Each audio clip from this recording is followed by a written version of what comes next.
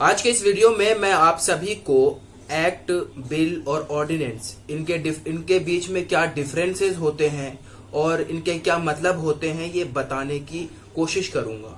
मैं नादिर समर आप सभी का अपने YouTube चैनल पर स्वागत करता हूं और ये उम्मीद करता हूं कि आपने मेरे चैनल को सब्सक्राइब कर लिया होगा। नहीं किया तो कर लीजिए। जैसा कि हम सभी जानते हैं हमारे देश को सेंट्रल गवर्नमेंट गवर्न करती है, जिसे यूनियन गवर्नमेंट भी कहा जाता है। अब सोचिए कि हमारे देश को एक नया लॉ बनाना है तो ये पूरा प्रोसीजर स्टार्ट कैसे होगा। तो चलिए आज इसी टॉपिक पर बात कर लेते हैं। तो शुरुआत एक ड्राफ्ट या फिर पॉलिसी से होती है।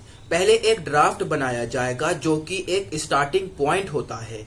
ड्राफ्ट में इस नए लॉ के लिए ऑब्जेक्टिव्स दिए होते हैं या कुछ गाइडलाइंस दी होती है। अगले प्रोसेस में इस ड्राफ्ट को पार्लियामेंट के दोनों हाउसेस के सामने प्रेजेंट किया जाता है, जहां इसके ऊपर खुलकर डिस्कशन होता है और इस पर वोटिंग की जाती है। जैसे ही एक ड्राफ्ट को पार्लियामेंट के सामने प्रेजेंट किया जाता है तब ये बन जाता है एक बिल। जब ये बिल पार्लियामेंट के दोनों हाउसेस से पास हो जाता है और प्रेसिडेंट भी इसे अपनी सहमति दे देते हैं तो ये बिल प्रमोट होकर के बन जाता है एक एक्ट। तो यहाँ हमने ये देखा, पहले ड्राफ्ट या पॉलिसी, उसके बाद बनता है बिल और उसके बाद एक एक्ट। अब समझते हैं कि एक ऑर्डिनेंस क्या होता है।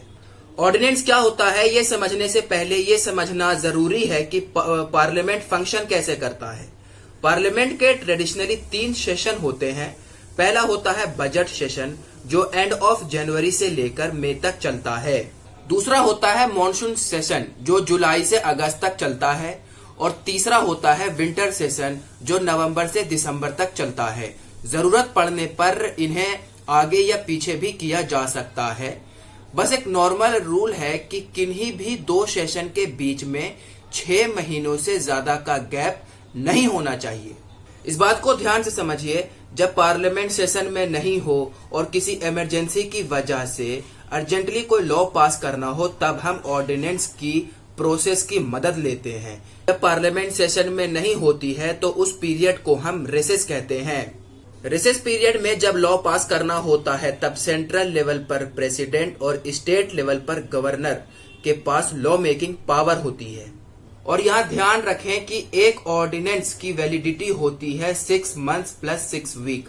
अब 2 अलग अलग टाइमलाइन क्यों, इसकी भी वजह है, वो भी बताता हूँ। 6 मंथ इसलिए क्योंकि जैसा कि मैंने आपको पहले भी बताया था कि पार्लियामेंट के किन्हीं भी 2 सेशंस के बीच का डिफरेंस मैक्सिमम 6 मंथ्स होता है। और ये जरूरी है कि जैसे ही पार्लियामेंट का सेशन शुरू हो वैसे ही ऑर्डिनेंस को पार्लियामेंट के सामने रखा जाए और उस पर डिस्कशन हो और वोटिंग हो। और 6 हफ्तों के अंदर पार्लियामेंट को इस ऑर्डिनेंस पर डिसीजन बनाना होता है कि क्या वो इस ऑर्डिनेंस को पास कर रहे हैं या नहीं। अगर इस ऑर्डिनेंस को दोनों हाउसेस पास कर देते हैं तब ये एक एक्ट बन जाता है।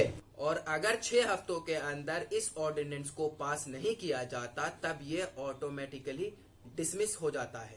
तो मैं ये उम्मीद करता हूं कि आपको सब कुछ समझ में आया होगा। ये काफी इम्पोर्टेंट और इंफॉर्मेटिव टॉपिक है। इसे ज्यादा से ज्यादा शेयर करें, वीडियो को लाइक करें और अगर चैनल पर नए हैं तो चैनल को सब्सक्राइब करें और भारी मात्रा में सब्सक्राइब करें। Thank you.